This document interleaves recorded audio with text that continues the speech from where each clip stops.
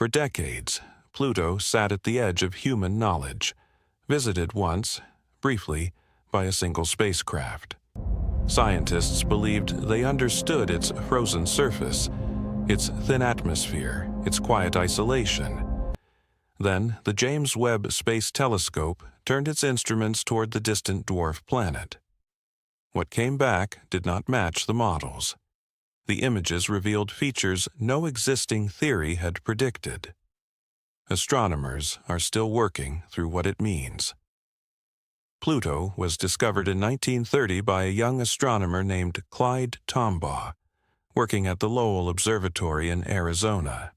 He spent months comparing photographic plates of the night sky, looking for something that moved. When he found it, a faint, slow-moving dot among the stars, the world celebrated the discovery of a ninth planet. For the next 76 years, Pluto held that title. Then, in 2006, the International Astronomical Union reclassified it as a dwarf planet. The decision was scientific. Pluto shares its orbital neighborhood with thousands of other objects in the Kuiper Belt, a region of icy bodies stretching far beyond Neptune. It did not fit the strict definition of a planet, but reclassification did not make it less interesting. If anything, it made Pluto harder to ignore. The challenge was always distance. At its farthest point from the Sun, Pluto sits roughly 5.9 billion kilometers away. That is so far that sunlight takes more than 5 hours to reach it. From Earth, even the most powerful ground-based telescopes could only produce blurry, pixelated impressions of its surface. Scientists had to rely on indirect methods, measuring reflected light, tracking its moons, modeling its thin nitrogen atmosphere, to piece together what Pluto might actually look like. In July 2015, NASA's New Horizons spacecraft changed that. After a journey of nearly 9.5 years, it flew past Pluto at roughly 50,000 kilometers per hour, close enough to capture detailed images of its surface. What it revealed was unexpected. Pluto had towering mountains made of water ice. It had vast plains of nitrogen ice. It showed signs of geological processes that, for a world so small and so cold, scientists had not anticipated. But New Horizons had only one chance. It was moving too fast to slow down in orbit. It captured what it could in a matter of hours, and then it was gone. Large sections of Pluto's surface remained completely unimaged. The data raised more questions than it resolved. Astronomers knew they needed another instrument, one that could look longer, deeper, and in ways no flyby could offer. That instrument was the James Webb Space Telescope. Built to see the faint, the cold, and the chemically complex, Webb was designed for exactly this kind of target. When its observations of Pluto were announced, the planetary science community paid close attention. They expected Webb to fill in the gaps New Horizons had left behind. Instead, Webb's first images introduced something no mission had prepared them for.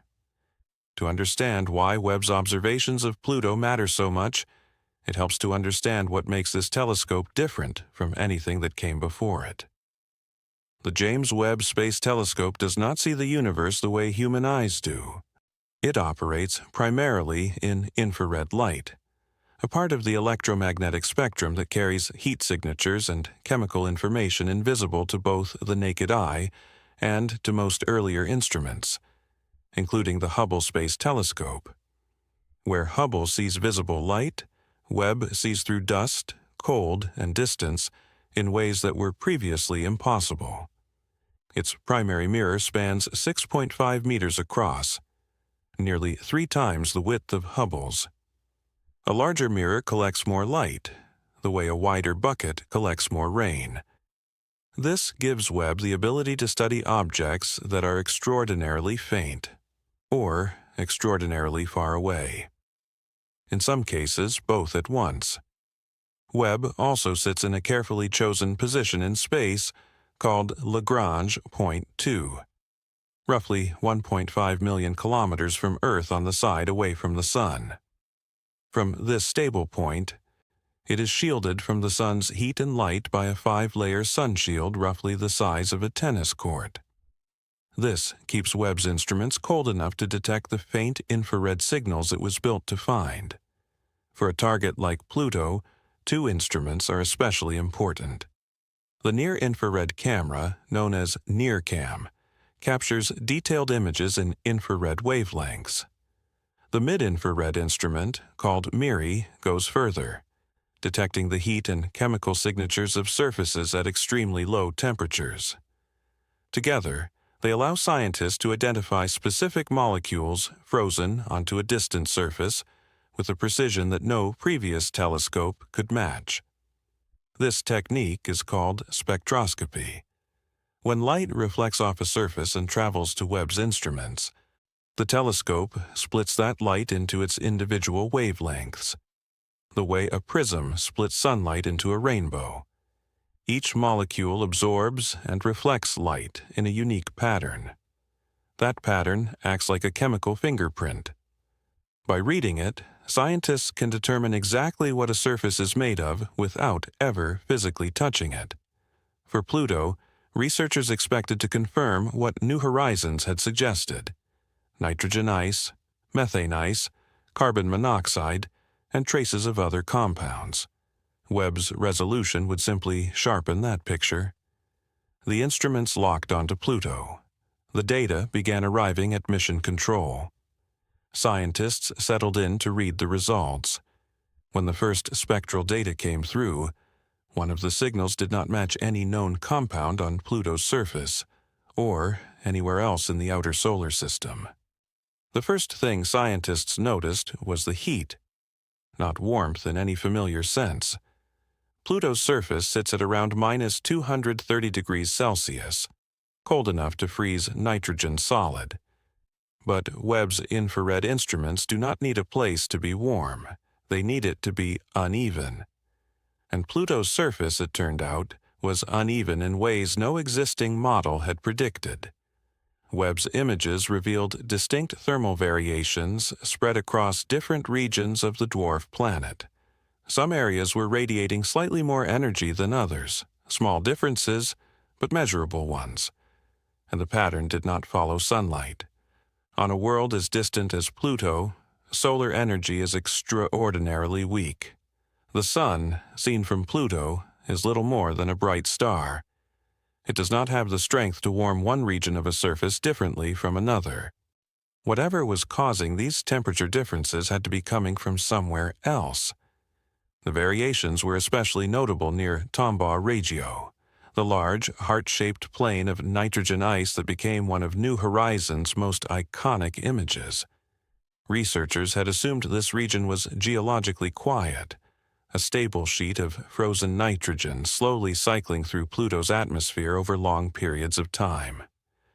Webb's data suggested the picture was more complicated than that. Then came the chemistry. Webb's spectroscopy revealed complex organic molecules distributed across Pluto's surface in concentrations that did not match the models.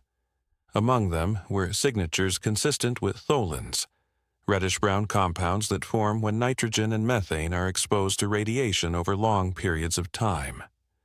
Tholins had been detected on Pluto before. What was unexpected was where they were showing up. Under current models of Pluto's geological activity, the regions with the highest tholin concentration should have been among the least chemically active on the entire surface. The compounds were appearing in the wrong places. That kind of mismatch in planetary science is rarely a coincidence. Webb also detected something subtler. The density of Pluto's thin nitrogen atmosphere appeared to have shifted slightly compared to measurements taken during the New Horizons flyby in 2015. The change was faint, but it was consistent across multiple readings. Pluto's atmosphere, researchers noted, seemed to be responding to something. A world that scientists had long considered frozen and static was showing quiet but persistent signs of change. Teams began working through the possible explanations. Several emerged. Most were familiar ideas applied to unfamiliar data. But one kept surfacing in the discussion, and the more researchers examined it, the more seriously they took it. One explanation kept emerging in the discussion, and if it proved correct, it would fundamentally change how scientists understand geological activity in the outer solar system. The hypothesis that kept returning to the surface of every discussion was one that some researchers had quietly entertained since 2015. Pluto, they suggested, may not be entirely frozen through. Somewhere beneath its thick shell of ice, there may be liquid water. And based on what Webb was now showing, that liquid layer may still be active today. The idea was not invented in response to Webb's data. After New Horizons flew past, several research teams noted that Pluto's surface features were difficult to explain for a world with no internal energy. The towering mountain ranges, built from water ice, required geological forces to lift them. The smooth, unbroken flatness of Tombaugh Regio suggested the surface had been reshaped relatively recently. Not billions of years ago when the solar system was still forming, but on a timescale that implied ongoing movement. Something inside Pluto appeared to be doing work. Webb's observations gave that suspicion new and measurable support. The mechanism researchers are examining is radioactive decay. Deep within Pluto's rocky core, unstable elements, uranium, thorium, and potassium, break down slowly over billions of years, releasing heat as they do. On Earth, this same process contributes to the planet's internal warmth. On moons like Europa and Enceladus, a different energy source drives subsurface oceans. The gravitational pull of nearby giant planets creates tidal forces that flex and heat the moon's interior. Pluto has no such large neighbor, but radioactive decay requires no neighbor. It is a quiet, persistent process, and on a body as old as Pluto, it may have generated enough heat to keep a thin layer of water liquid far beneath the surface. The thermal anomalies Webb detected, those localized regions of slightly elevated energy, could be consistent with areas where that deep heat is slowly escaping upward through the ice. Not dramatically, not in the way a volcano releases heat, but in a gradual, steady seepage that Webb's instruments were sensitive enough to detect. Scientists are careful about what they say next. The presence of liquid water beneath Pluto's surface, combined with the organic chemistry Webb has detected and a persistent heat source, represents a specific combination of conditions. It is the same combination that scientists consider a minimum requirement for habitability, for the possibility, however remote, that chemistry of a more complex kind could take hold. Researchers are not claiming life exists on Pluto. They are noting, precisely and deliberately, that the conditions Webb appears to be measuring are ones that warrant serious attention. Teams are already drawing up strategies for follow-up observations, longer integration times, different spectral ranges. One group has framed the question in a way that quietly shifted how others in the field were thinking about the discovery. If Pluto can sustain internal heat at this distance from the Sun, researchers realized they needed to reconsider an entire category of objects in the outer solar system and beyond it. Pluto is not alone out there. Beyond Neptune, in a vast and poorly mapped region of the solar system called the Kuiper Belt, hundreds of thousands of icy objects orbit the Sun in slow, distant paths. Most are small, but some are not.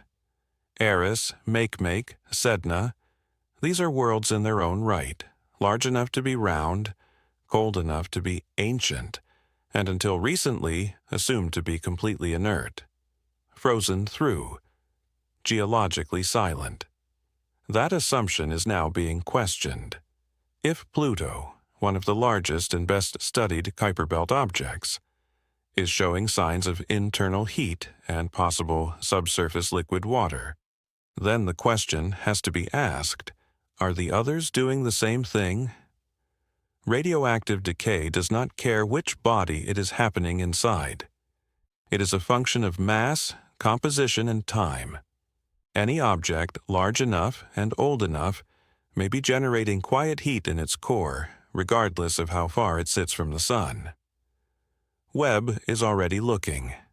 Observations of Eris, Makemake, and Sedna are underway or in early processing. Researchers are applying the same spectroscopic analysis used on Pluto, searching for thermal irregularities and unexpected chemical distributions.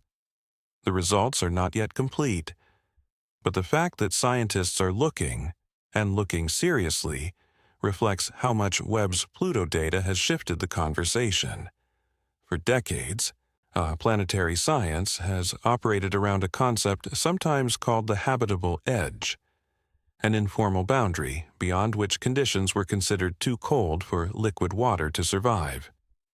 The assumption was that without proximity to a star, or without the tidal forces generated by a massive neighbor, a world simply could not hold on to warmth long enough to matter. Webb's findings suggest that boundary is less fixed than it appeared. Radioactive decay is universal. It operates in every solar system, around every star, inside every rocky or icy body with the right elemental composition. If it can sustain a liquid layer inside Pluto, it may be doing the same inside frozen worlds orbiting distant suns, worlds that no current telescope could detect life on, but that future instruments might one day study more closely. The original question Webb set out to answer, what exactly is driving the thermal patterns on Pluto's surface, remains open. Scientists are still working through the data, but the search for that answer has already redirected the way researchers think about cold, dark, distant worlds. That shift, in itself, is a significant result. Webb has only completed its initial observations of Pluto. A second, deeper imaging sequence is already scheduled, and scientists are not certain what it will show. Pluto spent decades at the edge of what science could see. Webb has brought it back into focus, and what it revealed has opened far more questions than it closed. If this kind of discovery is what you come here for, consider subscribing so you don't miss what comes next. And if you have thoughts on what Webb might find in that second imaging sequence, or which Kuiper Belt object you'd most want it to look at, share them in the comments below.